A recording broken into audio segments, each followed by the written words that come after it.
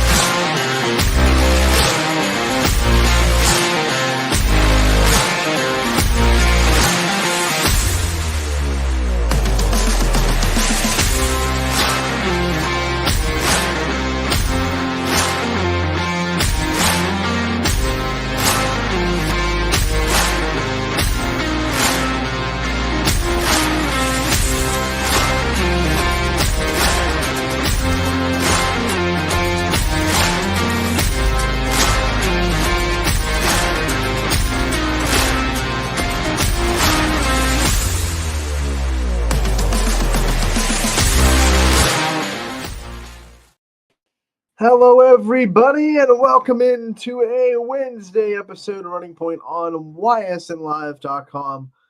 Brought to you by the big logo atop our heads, Greenwood Chevrolet in Austintown. Anthony Hardwick here. Scotty Mencher, my sidecar, my right-hand man, literally on my right. What are we doing today, Scotty? How are we doing? I'm good. I'm representing today. I got my YSN hat, and you can tell, but I got the Stream City shirt on. You know, I could see the top of it, and that's all I could. It's like cut off right there. So I was trying to guess when I full screened you. I was trying to guess what shirt you had on. But that's awesome, man. Way to be a company, man.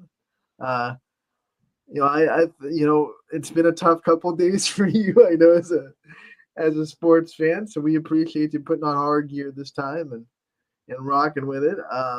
We'll talk about all that. We'll talk about whatever you want to talk about, Scotty. But you know how we lead off Running Point.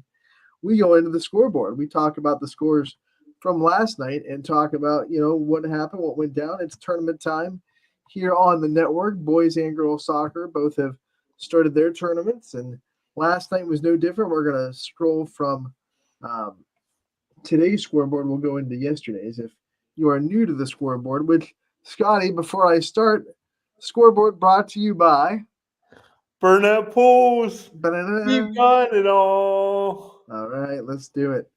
If you're new to the scoreboard, this is how you toggle the dates. You go back to the bottom, you scroll down, and you see all the dates of the current 7-day outlook right there. So you just go into, if you wanted yesterday, you go into the last one right here, and here is yesterday's scoreboard, Tuesday, October 15th.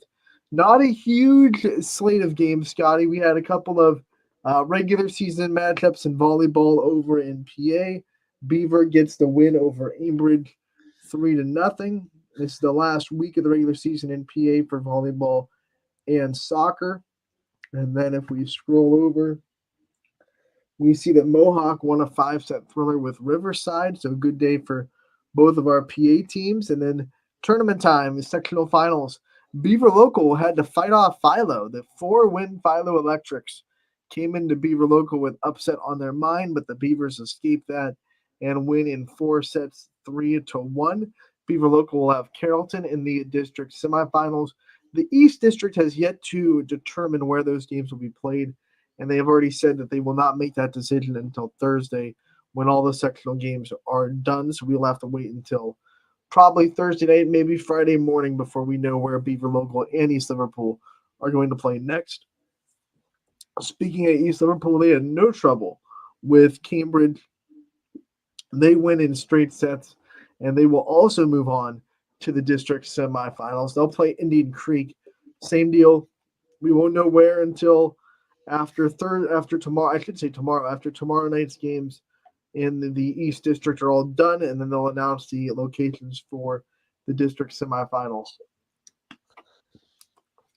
East District does it a little bit different than we do. All of our spots are set, but East District likes to determine them after the fact. To probably because it's a much bigger geographical area, So they probably want to make sure that these sites are more conducive to a fair geographic spot. So that's probably why they're waiting until all of the district sectional games are played before they go into where the district semifinals will be.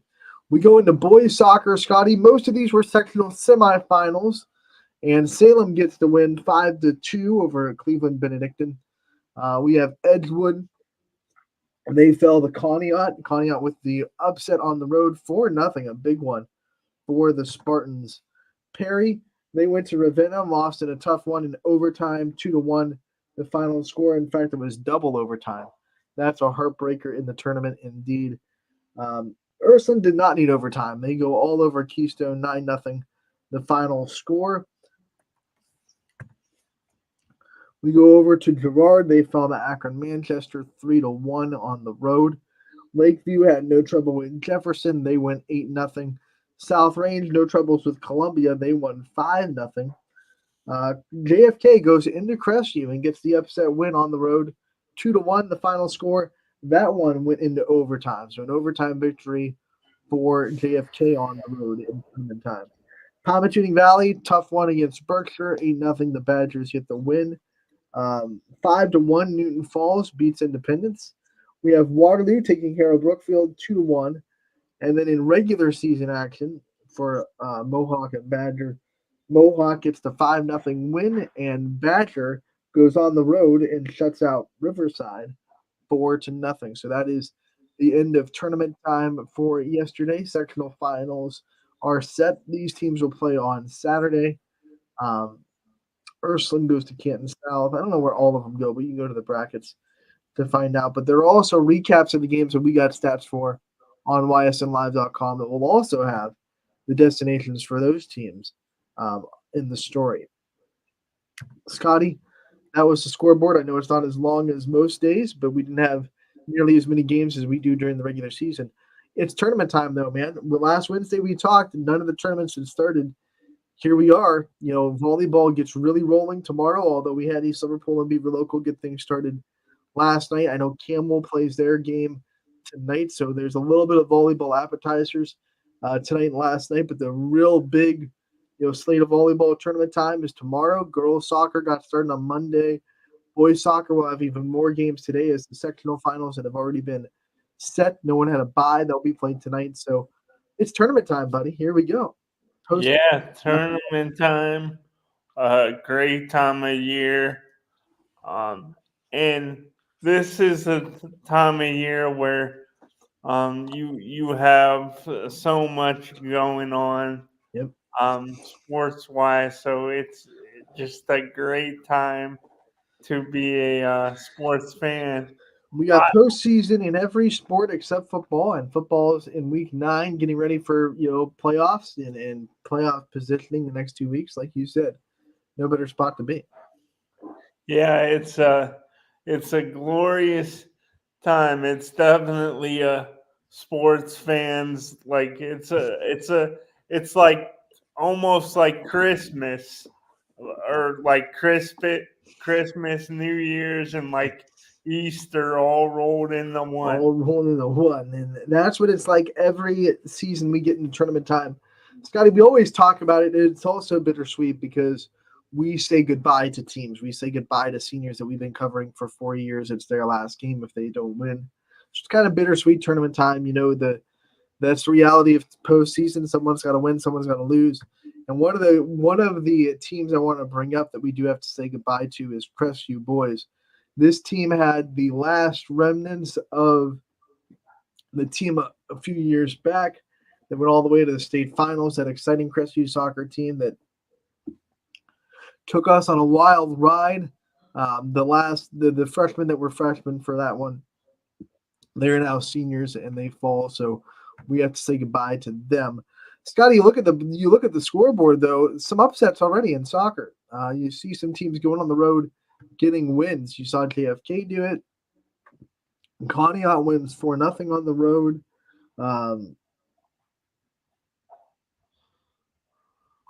Upset City, man. Upset City already. Yeah, do you think like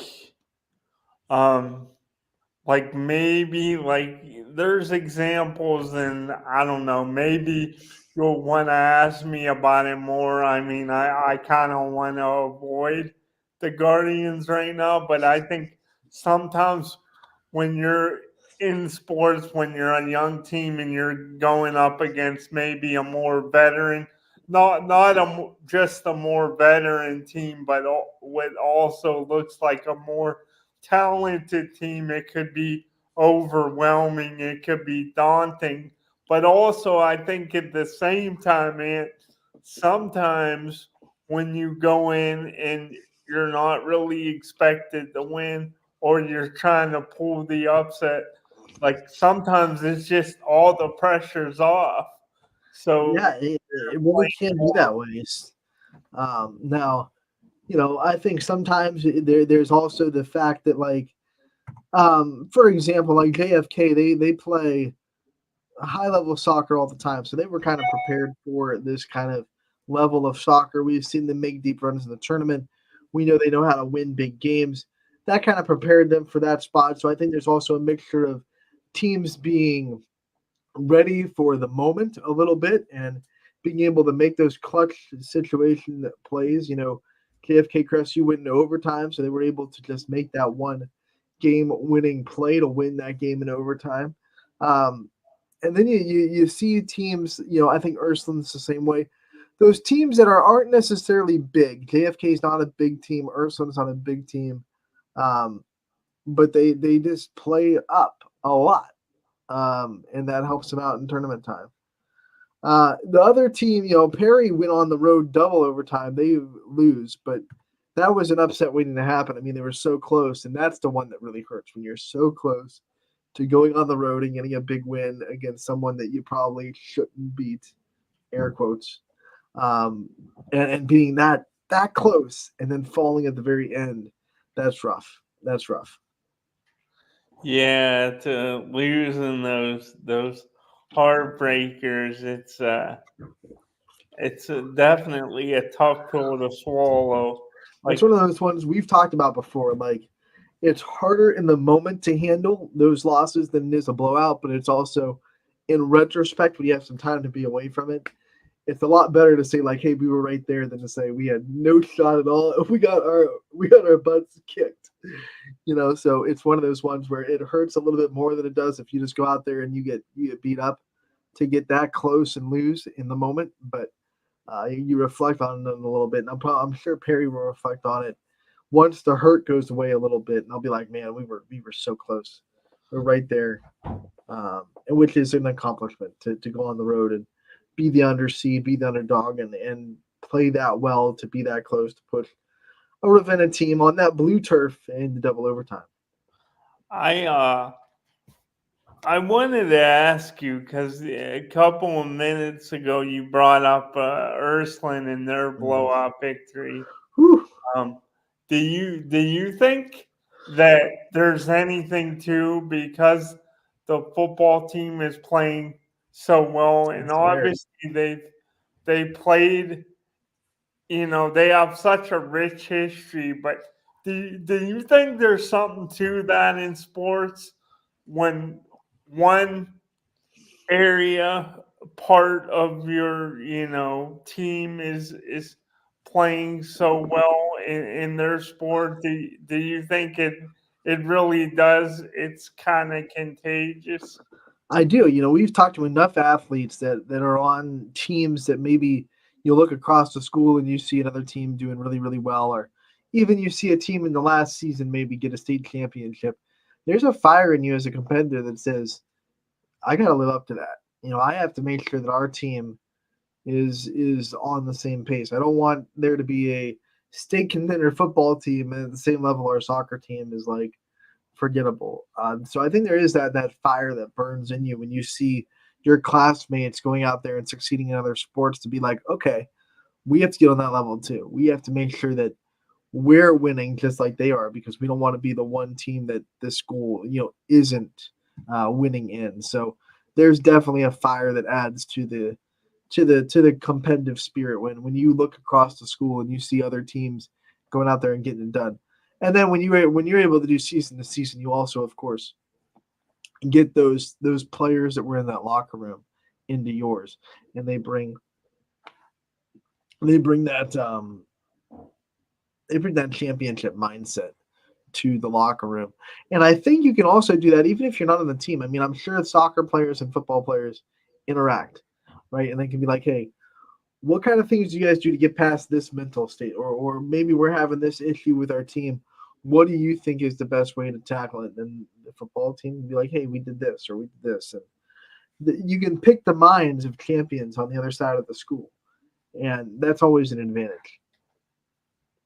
Um, do you think high school is by far when you when you compare to the other levels, and maybe it's obvious because of the almighty dollar, but it's still got to be tough, I think, in college, even now with NIL, to always keep that positive mindset. And it could be tough on a professional level too. But I'm assuming you think high school is by far the most challenging when that adversity hits. I'm assuming you think high school is by far the most challenging to kind of get out of that kind of rut or funk and keep a positive mindset. I think there's a yes and a no to that question, Scotty, because high school you're so variable on who you're dealing with, on what spectrum of athlete you're dealing with, and what each athlete's going through can be so varied in high school because you have so many. They're kids. They're trying to figure themselves out. So like one kid can be going through something, completely different than anyone else on the team. But um, I think there are definitely times when it's a lot tougher to get out of a funk in high school because you don't have the tools that maybe college kids or professional guys have built up to get out of those funks. Maybe it's the first funk you've ever gotten into when you're 15 years old and you've been lighting up the world. Maybe let's say you're in softball, baseball, and you've been just drilling every pitch all the way up until you're 15, and all of a sudden you get into maybe your first or second varsity season and you go, 0 for 15 and you've never done that before, right? You're like, what in the heck's wrong with me?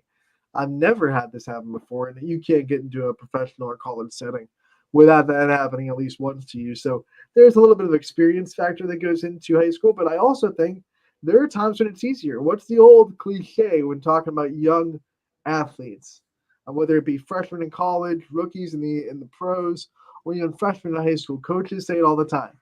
You don't know what you don't know, right? And that's one of the benefits of having young talent. They just kind of like, oh, I'm in a slump. I mean, who cares? I'm a freshman. I just, or I'm a sophomore, whatever. I'm a young kid. I'm just carefree. I don't have that pressure of a salary or pressure of an NIL deal on my shoulders. I'm just going to go out and have fun. And there's that innocence of sports that is still in high school right now. And I say right now very optimistically, hoping naively that it's not going to, that NIL is not going to trickle down and kind of do what it's done to college sports right now and do to high school. But I know it's probably going to happen eventually. But right now, there's that innocence to just having fun in sports when you're a high school kid that can make it a little bit easier on that side to get out of kind of some slumps, some funks, some adversity. So there are pros and cons to being in high school as an athlete and dealing with adversity because you're probably going through a lot more socially and personally because it's hard to grow up, and that age is where you deal with the most change and just kind of growing into yourself. So you can be going through a lot more personally in high school when you're also going through adversity on the field or court. But at the same time, you're so young that you're kind of having that carefree attitude in sports that it can be easier to get out of a mental grind or a mental adversity or a slump. So I think I know that's not a clear cut answer, Scotty, and I'm kind of being long winded with this, but it's kind of a yes or no. There's kind of it's a gray area, and it also depends wildly on what athlete you're talking about and how much they take the sport seriously. That's very interesting. That you always make me think after you give your opinions, Anthony always have thought-provoking takes. Um, you started to get a little bit maybe cynical there though, and you said you think what's happening in Everything college. trickles down, Scotty. It's just reality. Yeah, and how significant you think it's like? What's your biggest concern? How significant you think it's gonna be? Like, what do you think it's gonna rob you of as far as on the high school level? Like, Right now, the biggest thing in college that is going on right now, and it's especially in the big sports, the basketball, the football, kids can, and we've heard stories of this. We know this happens. This is not like I think this happens or this might be like we know for sure this happens. Kids will walk into a coach's office in college and maybe like right before the spring game if you're on the football team and say, "Hey, coach, this college is offering me this amount of money in NIL deals, and if you don't match that, I'm not playing for you. Even though you've made that commitment to that school and you're there and you're playing, you can just be like, hey, you know what? Boom, boom. Uh, you're not giving me enough money, so I'm out of here." And the college coach either has to try to keep that kid there by going to the boosters or being like, that's not my philosophy, man. If you don't want to be here, you do what you got to do. We're giving you what we're going to give you. And some, there are coaches that bend both ways. Some coaches are very old school and they're like, hey, you know what? I want people here who want to be here. And if you want money, then, we'll figure things out without you. But that's hard to say when that kid might be like your 5-star, wide receiver. That might be the difference in, winning a conference championship or not, especially when in college, your job as a coach is based on winning or losing. And that is the rub right there because you are getting paid to win at a college, especially one of those premier programs. You're getting paid to win. So those players kind of understand, hey, my job, your job as a coach depends on me being here. So if I have the leverage, I have all the leverage in the world. And I'm not here saying that the players shouldn't have leverage because I think that not too long ago the players had no leverage and that was really wrong. But it shouldn't be I think every time we have like a new toy in the play bin, Scotty, where we can someone who hasn't had power at all can get it. It kind of flips right on its head, and now it's unbalanced to the other side, right? We see that in history. We see that in society, the way it's grown throughout the years of American history. Anytime that someone doesn't have power, all of a sudden gets it, it kind of for a little bit flips on its head. Um, and that's what's happened in college sports because for a long time, players didn't have too much leverage. They didn't have too much say in what went on. There were players that couldn't afford lunch because you couldn't get any kind of help financially. It was so hard. NCAA had the leverage, but now the players have all the leverage, and the coaches are sitting there like, my hands are tied. Like either I give this kid money or he's gone. And I'm really hoping that doesn't happen in high school where kids can just go to a coach. And I know right now there are transfer restrictions in high school and you're not recruiting and there's all that mess. But I feel like people will find a way out of that. But I hope kids are able to go to a coach one day in high school and be like, hey, this dealership across the way, they're offering me, this amount of money to go play football for this high school. So if you don't find a way to get me a sponsorship at this school, I'm gone. Like that's what I really hope never comes into high school. Because that's not what it's about at this level at all. yeah, And the other thing is it's like there's so no the one of the big arguments for NIL when it came up, and I agree with it, was that the colleges were making a buttload of money on the kids, right? Playing and TV deals, jersey sale, all this stuff the colleges were making money off of. The attendance, like 60,000 people in a stadium. High schools are not making bank off of kids, right? You're not a high school team out there racking in millions of dollars because your football team's good, unless you're like ridiculously like in Texas high school football or something. You're one of the best programs in the state. But I doubt there are hardly any high schools out there in the country that are literally making millions upon millions of dollars, like these colleges are, just because their football team is good. Doubt that's happening in high school football. Maybe it is. Maybe there's some high school out there that's racking in millions of dollars based on their football success, but not in our neck of the woods. That's for sure. Um, You think Texas would be the closest to it? Texas high school football is different. We all know that. We all know there are stadiums in Texas that are pretty much your college football stadiums that are this high school stadiums.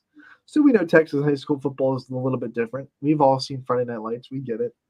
There might be schools down there that make a lot of bank on boosters based on how good their football team's doing. But I Yeah, don't think, especially any school in the YSN family, I don't think any school out here is getting like multi-million-dollar donations only because their football team wins and not because they've been a good school district or like maybe you have one rich alumni that appreciates what they've done. But I don't think there's any boosters that are like, we're only giving you money if you get 10 wins a year and we're not going to give you money if you don't, which happens a lot in college. so from what I gathered, it seems like you do think uh, college athletes should be able to Look, make money, but you just think it's gone a little bit to the extreme. NIL is a good idea, but it was kind of forced into the forefront because there was so much pressure to have it that I think instead of actually thinking it through, the people just unhooked the chains and said, figure it out. And it turned into the wild, wild west. And then now we're starting to kind of put the puzzle pieces together, but it'll take a while to kind of put, the proper things in place where, yes, athletes do have leverage. They do have say they are able to make some money off of their own, stuff. But at the same time, they're not out there like, it gets real murky when colleges are actually involved in getting people there with money. I think that's a big rip for me. Like, I don't think colleges should be able to recruit kids with money. I think you should be able to get there and then make some money based on what you're doing on the field, but not like my idea was the colleges couldn't actually pay the players themselves, which I know technically they don't. They have boosters and they have sponsorships, but I just don't like the idea of money being used to entice someone out of a college into a new college. That's kind of murky for me. I get, and I do agree. I mean, I guess I could understand both sides of the argument. And I I don't fault the kids at this point because the right now the way it is, like go make the. I mean, if they're letting you make money, go make the freaking money, right? Who would say no to that, right? Like I don't fault someone for not being able to not say no to millions of dollars, right? Especially if you're 20 years old. So there's a part of me that doesn't really fault the kid in using that. So what we have to do is be like, hey, let's not give all the power in the world to 20-year-old athletes because they're probably not going to be too smart with it. yeah. But you have it right now. You might as well use it. I don't fault the kids for doing that.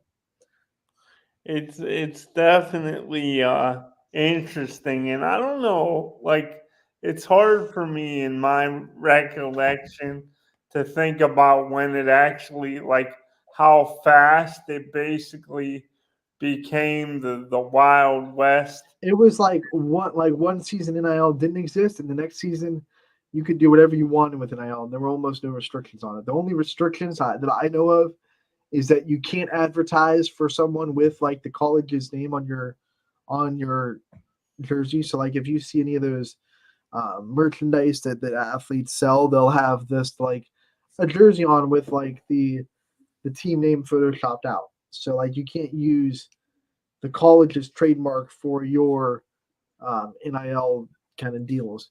But other than that, I think like you know I don't know all the restrictions, but I know there's not a lot of them. There's not a lot of them. There's definitely a lot that you can do and not a lot that you can't do. Okay. Um, it's good to know. It's very fascinating. I like when I think about it, it's something that really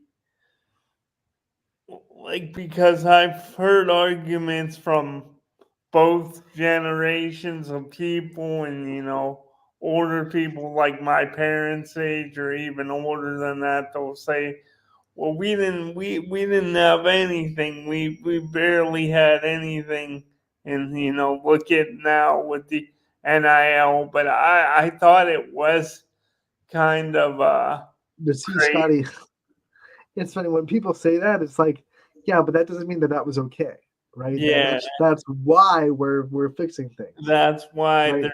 there's a change. We don't like to regress, right? We don't want to go back and make things the way they used to be. We want Yeah, to progress. There were a lot of things wrong with college sports. Back when your parents were growing up, there were probably a lot more than just they weren't getting anything. I mean, there were a lot of issues with college sports back in the 70s and the 60s that we don't want to ever happen again, right? So let's not regress. Let's progress in sports and let's. But I think what the problem was that NCAA had so much pressure. Oh, we gotta have NIL that they got sick of it. And they were like, all right, and they thought they were going to be all a little petty probably, and said, all right, go deal with it, go. And it's kind of let the reins off and said, all right, this is what you want. We're not going to touch it. yeah, and And now now it's turned into the wild wild west a little bit. um, do you think this is what it's always gonna be? Like No, it, like I said, I mean, it'll take a while. Like everything does, it takes a while to change. People want change so quickly, but it's just like people want all the different types of change really quickly. But you have to realize that, like, once again, history teaches us, whether you're talking society or culture or anything, change takes a long time to kind of, because right now, if you made any kind of restrictions on NIL, the players would be in an uproar because they've had this. Well, what the heck? We've had this and it's been working out just fine for us. And then, so you got to find a way that you sneak some stuff in, you slowly coax the changes there, and it's going to change over time. And I think, like most things, when good things progress, you find a way to fit it all together after a while, but it's not going to happen anytime soon. Like it's not going to be like next year NIL is going to be fixed and we're all going to be fine. It's gonna take like 10, 15, 20 years, and maybe 20 years down the road we're in a perfect spot in college sports where the kids aren't in a spot where they're feeling like they have nothing, like your parents would have said back when they were in college.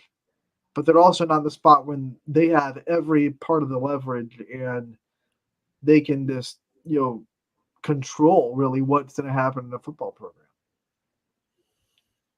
yeah, it's so you think like with most things, it's just a matter. It's It's a just matter of time, gonna take and it's some time. trying some things and seeing that doesn't work, and trying, like, it's a big puzzle, Scotty. It's there's so many things that go into it. NIL and college sports is not a bumper sticker answer, and I love using that because there's not a lot of things in life that can be solved by a bumper sticker. And college sports is the same way. You're not going to be able to put one little sentence and be like, boom, we fixed it. Like, honk if we fixed college sports. Boom. It just doesn't work like that. It's going to take time. There's no bumper sticker answer for how to fix the NIL and the transfer portal and all that fun stuff that's happening in college sports right And now. Oh boy, I see a comment from Radar. Hold on, let's see what he's trying to let's stir up.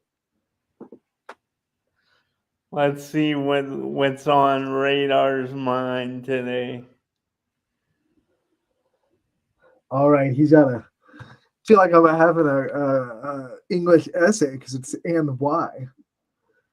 Radar asks, what YSN team do we think will make a deep run in the playoffs when the football playoffs start? Um, I'm going to go off first and take the quasi obvious one. Ursuline. Ursuline looks like they're a team that's going to make a very deep run in the playoffs. They've just beat very high quality Villa Anna St. Joe's team on the road. That was enough of a victory for me to say they can handle big time playoff football that they're going to see in the regional finals, state semifinals, whatever it may be. So, yeah, I think Ursuline is going to be a team that can make a very deep run in the playoffs. Scotty, what's your pick for a team that can make a very deep run in the playoffs? I'm And why? Great name. and why. Gotta make sure we get the why part in there.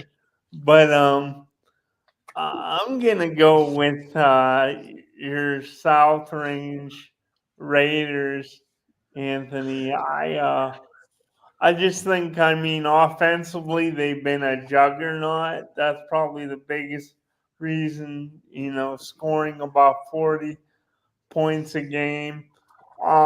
They've been really impressive on defense too.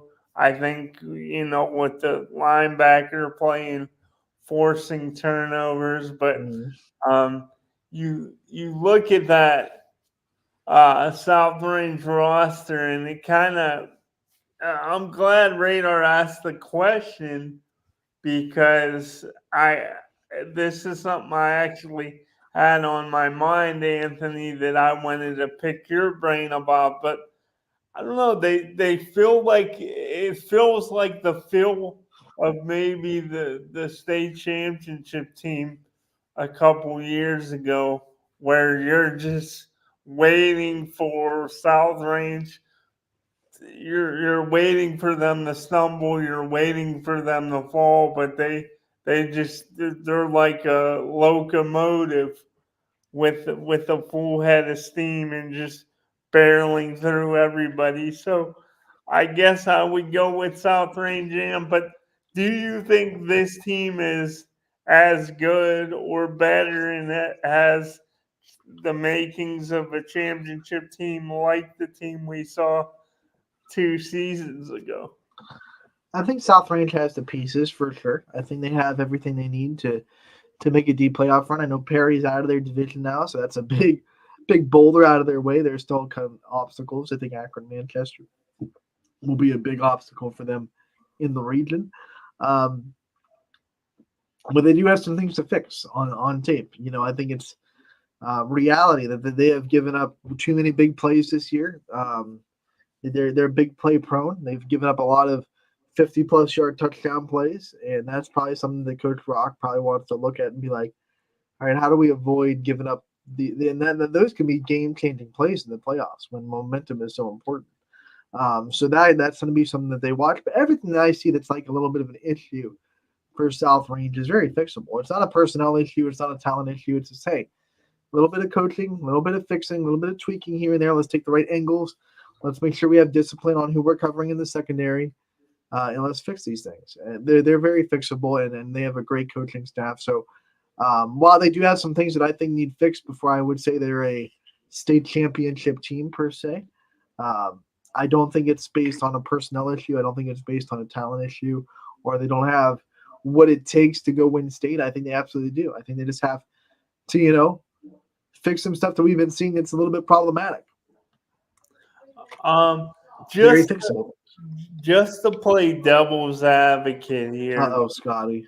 and Uh-oh. don't don't don't you think that I know they have given up a lot of big plays, and there's times I think it was that first half against I think it was Gerard when they were down 2 touchdowns. No, Gerard was up on Struthers by 2 touchdowns, not South. Okay. They were down to Struthers and Poland both early. And both times special teams bailed them out a little bit with big plays on special teams. 2 block punts that went for 2 South Range touchdowns that both turned the tides of that game. But don't you think, Anthony, that like you could argue that you'd almost rather if you're gonna give up the big play because no team is perfect. Right. So if there's gonna be some um, points where you're vulnerable, wouldn't you almost rather just give up the big plays and just let it be 1 or 2 big plays as opposed to a team like driving all the way down the field and kind of wearing down, imposing their will? Scotty, let me answer your question with a question. What has South Range's defense this year been really, really good at? You said it in your first when you said South Range was your pick. You The, said something. One of the things they've thrived on this year, and that's causing turnovers, right? the causing turnovers. All right. When do you have the best chance to cause a turnover? Those long drives, right? You keep making guys have plays. The more plays you make an offense make, the more chances that offense makes a mistake. Those big plays that go for a 1 or 2 play touchdown drive, that's it. You're done. You just gave up a touchdown. You have no chance to really. I would much rather give up a long drive. I know that's counterproductive because in the perfect world, you wouldn't give up either one. But if you're giving up a long drive, that means you're giving your defense 10, 12 opportunities to go out and make something special happen, make a turnover, make them make a mistake. And the more plays you have to do against South Range, the more times you have an opportunity to just make that big mistake. Right? So in a playoff setting, especially playoffs, right? Let's say South Range is in a game in the playoffs, second quarter, or maybe like right after halftime, 14-14, and the other team breaks off an 80-yard touchdown run, 21-14. That can be a real big momentum shift, right? So it's also the time you give up those big plays and the time that you give them up. And South Range gave them all up early so far. There haven't been any like late touchdown big plays that gave a team a late lead yet. Thankfully for them, but there's still plays that you don't want to give up. You don't want, especially in playoffs, you don't want to give up long touchdowns. Because you do think in the playoffs, like it's one thing to do it in the regular season, but in the playoffs, there's that much less of a room for error. Radar agrees with us. He put Urson and South Range on his list, but since he's the third, he'll add a new team and he'll say Western Reserve, which I think is a solid pick as well. Western Reserve playing very good. They're doing one of the things you have to win. You have to do well to win the postseason. That's run the ball and control the clock. Two things Western Reserve excels at this year: running the ball, controlling the clock. You can't beat a team if your offense is only on the field for 7 drives. So uh, Western Reserve doing a really good job at doing that. So I think Western Reserve does have a pretty good chance at making a deep playoff run. And speaking of running the ball, so if I'm gonna put another team in there, I'm gonna. This is a more dark horse. Ooh.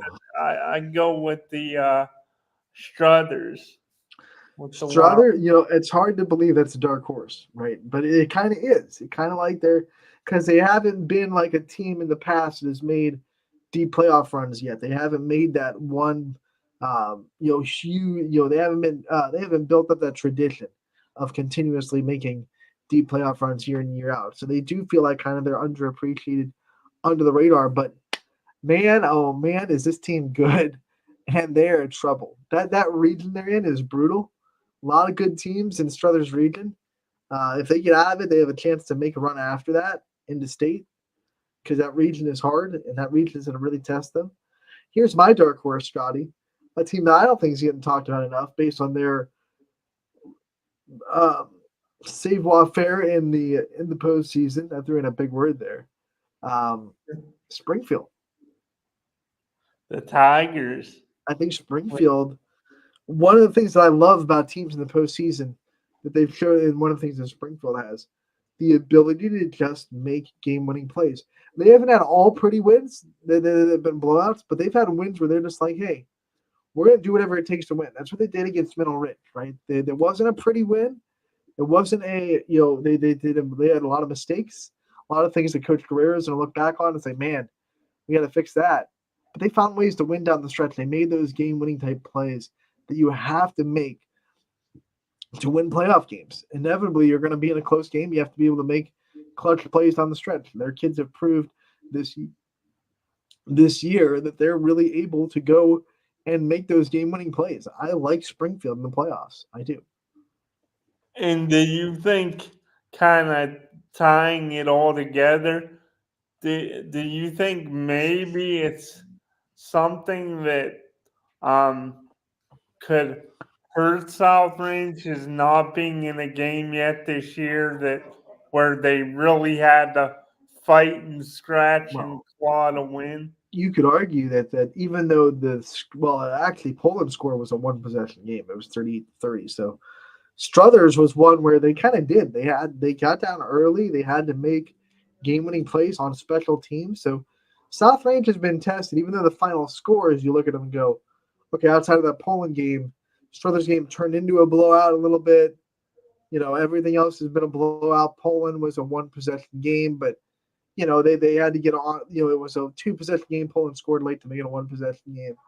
So you look at the scores and you think, well, South Range has cruised through the season, but you look at especially those two games, Poland and Struthers, they really did have to go make game-winning plays to get those games back on track. And this happened a little bit earlier on in the game than In the maybe game. Springfield this week. But yeah, I mean, 2 blocked punts in the end zone in both those games. That's game-winning plays right there, if I've ever seen them. That is definitely clutch. That's for sure. I can't believe that happened 2 weeks in a row.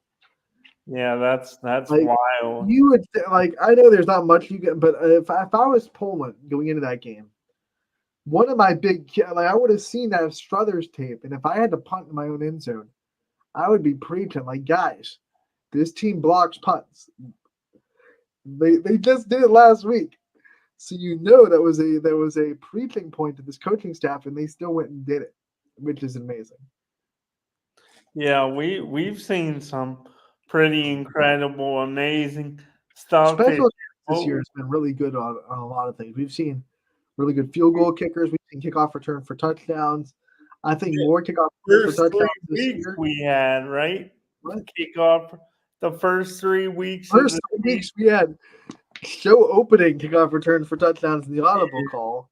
I think we've had a kickoff return for a touchdown in one game every week. So I would say, I think this year we've had more kickoff returns for touchdowns in the Ysn family than we've ever had. Special teams came to play this year.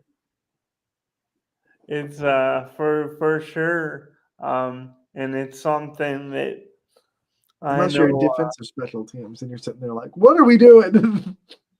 Yeah, then you're pulling your hair out. But it's something that Squib it for the love of God. yeah.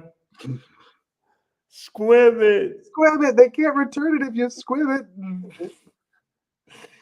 Nah, there's no way this kid runs it back a second time.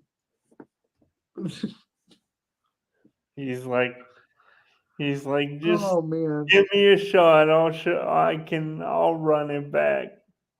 Oh, it's been a fun season so far, and I want to digress because I misspoke this whole week. I thought Crestview and Garfield was a Week 10 matchup. I was so confident in that. It's happening this week, Scotty. It's Week 9. It's a Week 9 matchup. Crestview versus Garfield. They've been a freight train going up against each other all year, and here we go. Right, this is going to be fun in Week 9. We're going to talk about that one for a long time. I think on Friday. What are your thoughts in that one early? Like, do you think it's gonna be a higher scoring, a lot of fireworks, or sneakily, more? yes. I know the two style of offenses would tell you that it might be a lower scoring game, but I think both these offenses have the ability to kind of lull you to sleep, and then boom, they have like a 40 or 50-yard touchdown run. And I think that's going to happen multiple times on both sides. So I think this will be a high-scoring game. High-scoring affair. I'm on it, Scotty. Like I don't pick with the power hour, and I leave that to those boys. They like to pick. I just had to talk about the games, but I'm kind of leaning. If I had to pick, I'm kind of leaning a little bit towards Crestview right now, to be honest. Yeah. So I'm just curious, and because I asked you about it, we got about just under 10 minutes left, so I guess I had one more question. Well, yeah, let's tee out. Let's do what's on your mind. Let's get dangerous a little bit. All right, so let's get dangerous. Make sure we get it in since right. You got to get dark. Get a commercial break in. But I wanted to ask you, you talked about, I asked you before from a coaching perspective, like in a big game, do you like to take the ball first or do you like to go on defense first, get that defense on the field? But just as a player, Anthony, if you could play one position in football, what would it be? And if you're a player on the team, regardless of position, do you like to see that offense on the field first and maybe see some offensive fireworks, or do you want that defense to get on there and start, getting physical and trying to smother the opponent?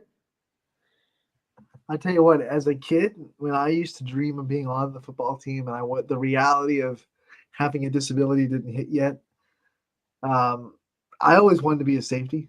I wanted to be that guy that's in the back, can read the quarterback's eyes and break on a ball, and just has a zone of the field that he's in charge of, and can also come up in the run game. And so, I probably picked that because it's the only one I've ever even thought about playing. Man, I think back on those days, man. Little fourth grade Anthony showing up to football practice. I don't even know who that football coach was, but his heart probably broke because he had to tell me, like, dude, you can't play football. What are you thinking, man?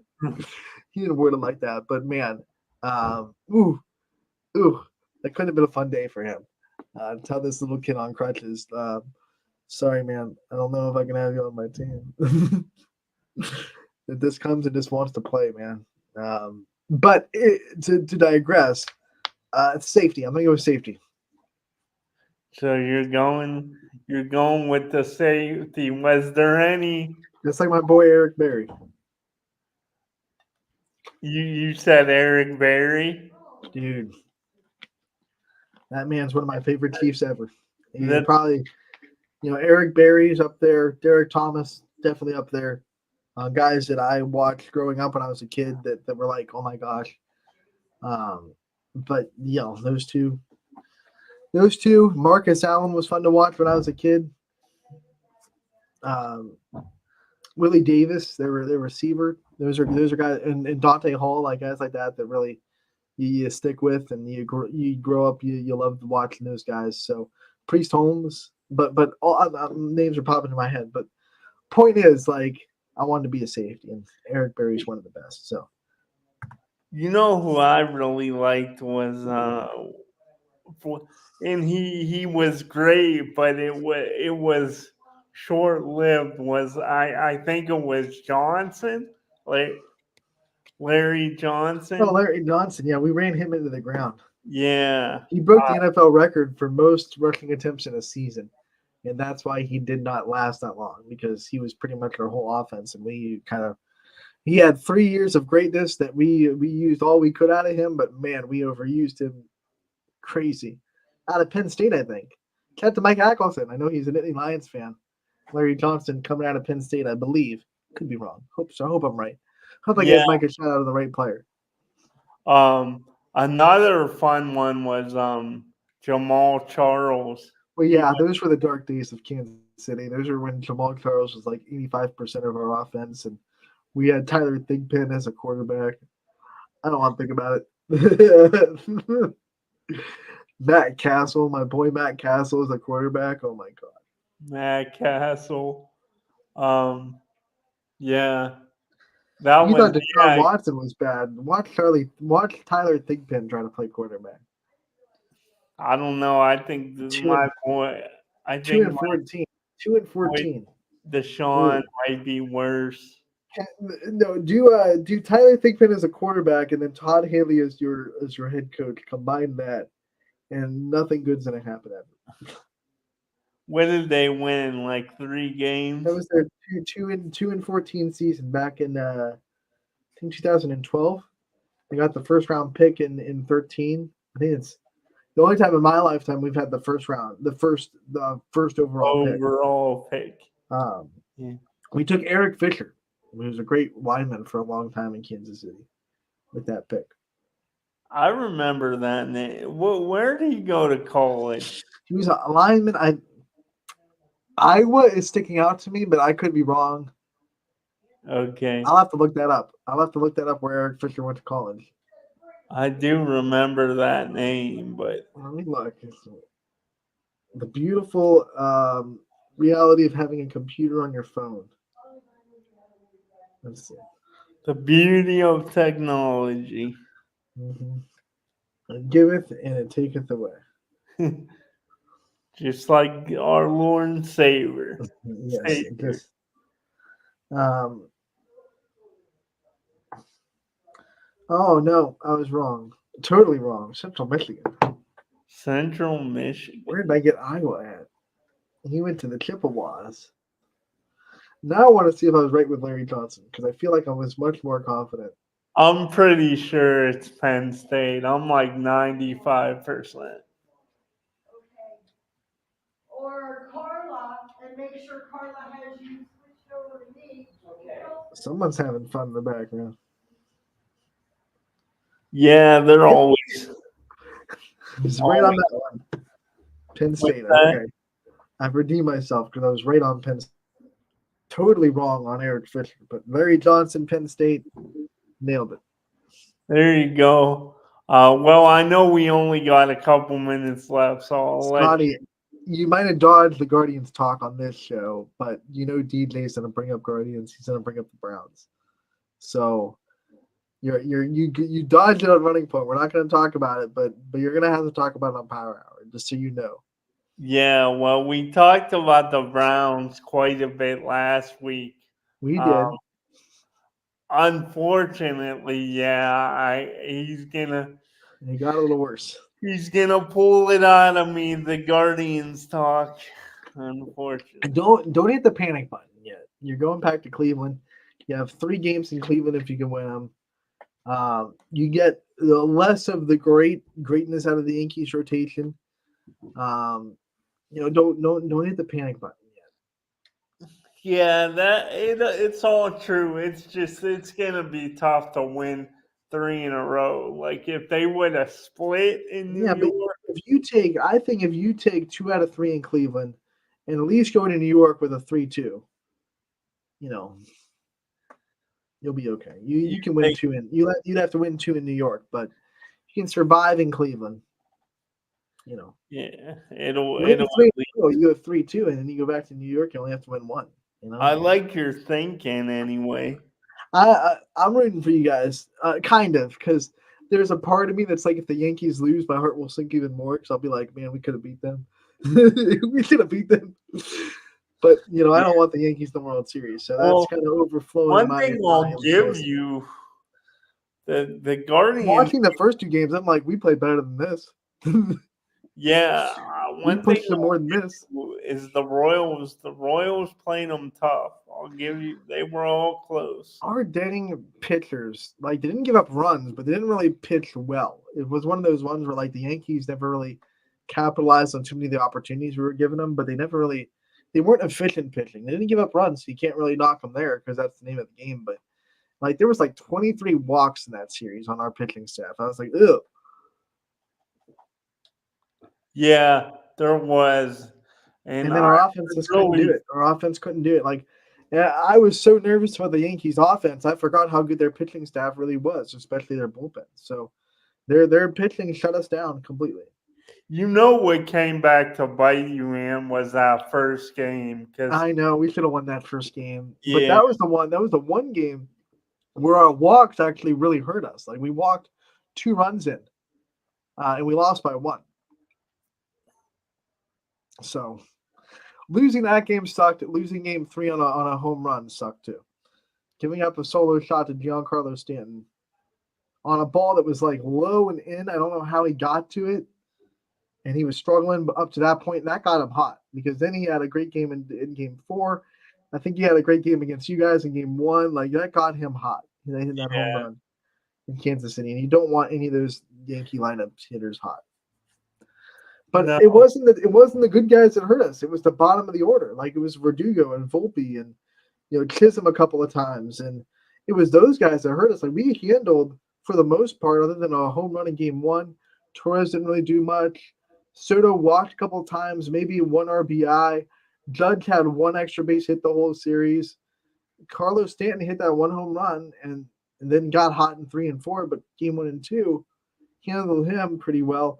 It was like 5 through 9 that really was giving us trouble. Yeah, it What just can you do? It's baseball. yeah, You know? it happens. Well, like you said, hopefully the Guardians could at You were least down 2-1 to Detroit. You were faced elimination twice, so you're right there. yeah still have a pulse and going home, so it Yep. could be worse. And you're not facing elimination yet. You still have a little bit of a cushion there to not have a great game. Keep up the faith, my brother. I'll keep the faith. Keep the faith, I say. Praise the Almighty, and please let my Guardians, please, baby Jesus, let Sweet them baby Jesus. with a win. Oh my gosh, Scotty. Good luck to your Guardians, buddy. I'm rooting for them, and I'm kind of rooting for the Mets. I don't want anything but Dodgers, Yankees. I don't want to see that. Yeah. So if the Yankees have to win, the Mets better win, and if the Dodgers have to win, the Guardians better win. Yeah, it would be gross if it is. Ooh, Yankees, Dodgers. Ooh. At least you don't have to have Bob Costas call your games. Yeah, I know. I'm surprised. I thought he was gonna be on the call of them. I guess that wasn't their A crew, so I guess they did not give the A crew to the Yankees series in the DS, which surprises me. But hey, or maybe they changed up because the backlash that they got on social media for Bob Costas. They're like, oh, we better go with the other guys. Yeah, I thought we had the better color commentator and you had the better play-by-play, so they should put those two together. I thought Darling was a better commentator than whoever you guys had against Detroit. I forget who they had as an analyst in that game, in that series. yeah. The name's escaping me, but I know. Yeah. I didn't watch it closely enough to know who was. I watched it closely enough to be like, this guy is good. He knows what he's talking about, but he's not like super entertaining. And I think Darling is a really good play-by-play, really good color commentator. Like he keeps it entertaining, but also knows what he's talking about. So he saved that broadcast, to be honest, because Bob Costas was hard to listen to. But to be fair, I want to be fair to Bob Costas because he is one of the goats of broadcasting. And someone brought this up actually on one of the podcasts that's in the ether that I saw on social media. Bob Costas is a legend, and we all talk about him as a legend, being legendary, but no one remembers him as a play-by-play guy. Like he's legendary as a host. Like he's good at telling stories. He's good at telling you like backstories of people and athletes. He thrives as a host. He thrives as a host on the NBA with NBC. He thrives as a host with the Olympics. Like that's his bread and butter. That's where he's good at, and he's probably still good at it. But he's never been remembered as a play-by-play guy, even back in the day. Like when people looked at the Bob Costas, but then you ask, okay, give me one really good Bob Costas call in a play-by-play game, even in the past, and you'd be like, I don't really know. But you remember he hosted the Olympics, and then he hosted the NBA on NBC. You remember that. So to be fair, I don't think his wheelhouse is necessarily play-by-play. His wheelhouse is hosting, and maybe he could go back to hosting studio shows. I don't know. the only thing that comes to mind really memorable for me, as far as like calling the game, like a significant game, was the Yankees when the fan reached out. I think he was on call for that one. With the fan in the, I think it was 96. His name was like Jeffrey Mayer or And something. that's not when the Cubs guy reached over the wall, right? There's a different No, it's different game. different. Because that guy, poor dude, man, he was ruined for reaching over the wall. Yeah, poor Steve Bartman. Oh, gets totally Your just life is ruined forever. You can't go life out in is public anymore. ruined forever over something any one of us would do. I know, it's a wild thing. Like, crazy. All right, Scotty, we have gone a little bit over time, but that's okay because we're having fun. Want to go over the scoreboard real quick for tonight to go over what is happening tonight in tournament time, so you know kind of what to expect. So we're going to go back into the scoreboard. Scotty, scoreboard brought to you by. Burnett Pools. All right, so let's go into today's scoreboard. Today is October 16th, and here's what we have on tap for you today. We have a couple of tournament volleyball games. Like I said, we're getting our feet wet in the tournament for tomorrow's big slate of tournament action. Conneaut is in action at home against Warrensville Heights. Campbell is at home as well against Wellington. East Palestine goes on the road for an all YSN tournament matchup against Waterloo. Boys soccer, we have Howland against Midview, which is funny because that's exactly who the girls soccer team played as well. Columbiana and Bristol, we have Heartland and Rootstown. Southeast and Jackson Milton. LeBray and Middle Ridge. Cooney hosting Triway. Liberty going to Andrews Osborne Academy. We have Orange going to Chagrin Falls. Right? Yeah, okay. Garfield going to Poland. Canfield staying at home to host Ellett. Hoban's on the road against Olmsted Falls. Lakeside is on the road against Aurora. And then we'll have regular season soccer action when Mohawk travels to Riverside. Girls soccer, tonight we have East Liverpool in action in tournament time against Cambridge. Beaver Local will be hosting Edison. And then in regular season action over in PA, Beaver hosting Hopewell and Mohawk going to Hickory. So that is what the schedule looks like tonight. Once again, I think it's the sectional finals for boys, sectional finals for girls, and then sectional semifinals for those three volleyball games that are in the tournament. Scotty, thank you so much for coming on today. We always love you on Running Point. Want to thank our sponsors, especially Greenwood Chevrolet in Austin Town. You can see them above our heads. They are the sponsors. We want to thank all of you guys for tuning in today. We had a wonderful time. We'll be back on Running Point tomorrow from 1 to 2 for another great show. Make sure to tune in, and we will see you all next time. Thank you again.